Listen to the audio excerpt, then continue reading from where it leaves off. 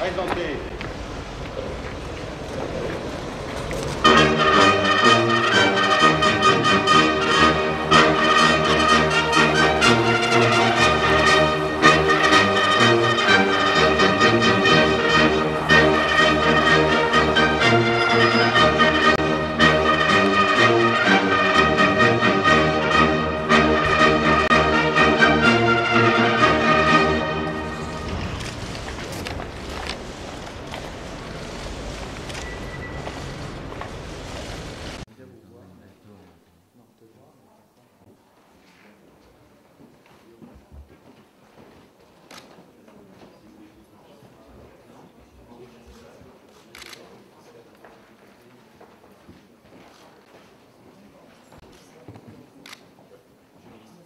Monsieur Boris Tadić, président de la République de Serbie. Potpisivanje političke deklaracije sa srpske strane Srbije, gospodin Boris Tadić.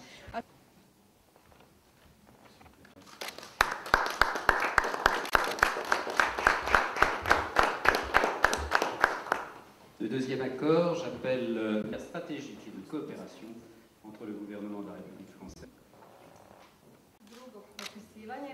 Partnerstvu i saradnji između vlade druga za francusku stranu gospodin Laurent Wauquiez, koji je ministar zadužen za evropske poslove, i za srpsku stranu gospodin Vuk Jeremić.